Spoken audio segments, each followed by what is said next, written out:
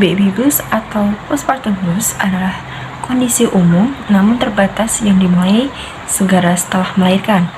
Nah, penyakit ini tuh dapat muncul dengan berbagai gejala seperti perubahan suasana hati, terus mudah tersinggung, dan juga menangis. Sekitar 85% ibu baru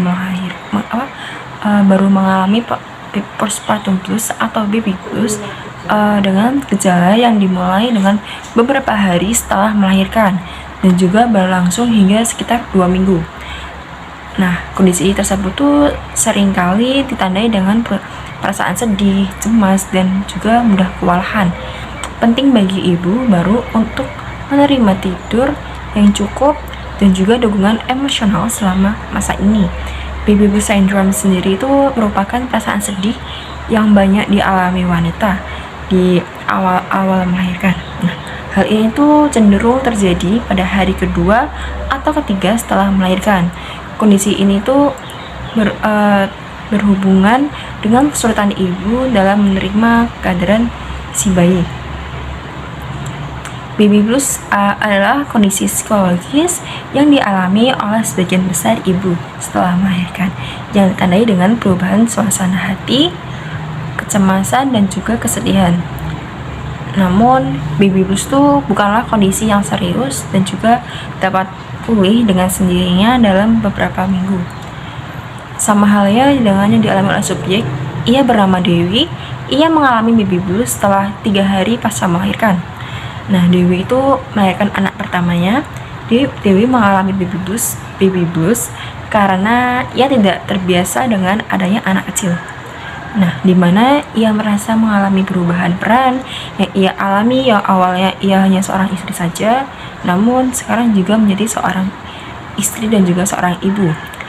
Nah, ia tuh merasa cemas akan perkembangan anaknya.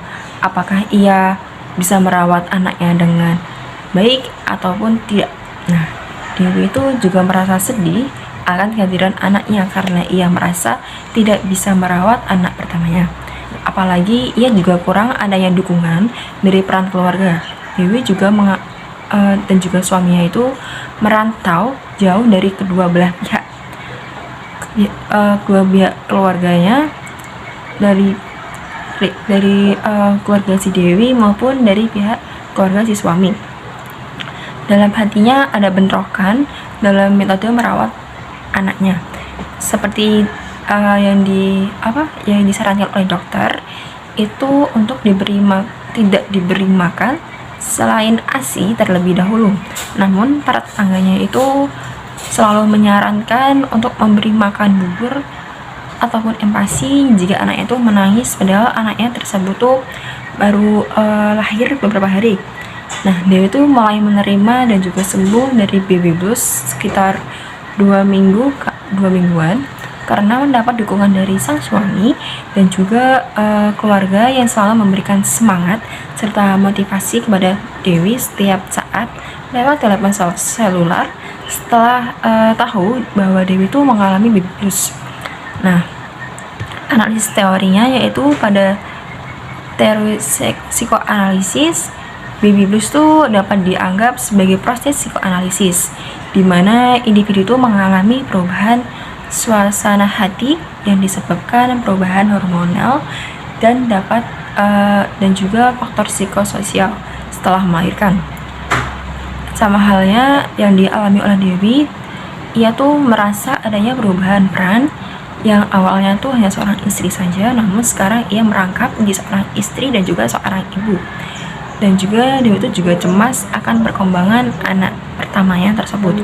Dalam yang kedua yaitu ada dalam perspektif humanistik. Nah, baby blues itu dapat dianggap sebagai reaksi emosional yang normal terhadap situasi yang sangat menekan kehidupan seseorang.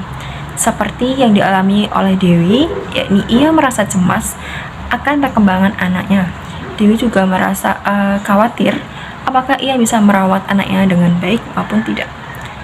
Nah, serta ia tuh juga merasa sedih saat setelah Dewi melahirkan karena ia merasa tidak bisa merawat anaknya dengan baik. Nah, untuk analisis yang terakhir yaitu pada perspektif sosiokultural.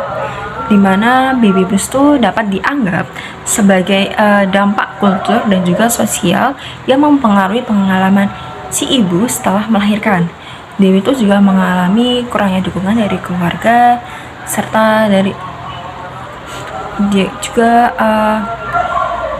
dari omongan para tetangga tentang cara merawat anaknya, seperti tadi kayak cara merawat anak dalam pemberian makan. Kayak dari dokter itu menyarankan tidak boleh memberi makan selain ASI pada anak baru beberapa hari lahir, namun tetangganya itu menyarankan untuk memberikan makanan berupa bubur ataupun MPASI. Nah,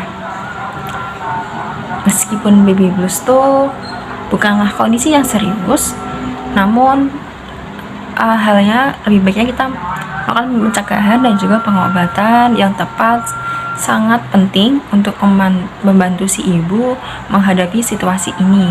Nah, ada beberapa strategi yang dapat diadopsi, meliputi pastikan dukungan emosional yang kuat dari sang suami dan juga keluarga, terus ada teman-teman dan juga profesional medis. Nah, serta memantau perilaku dan juga emosional anaknya untuk memastikan keberhasilan dan juga keselamatan.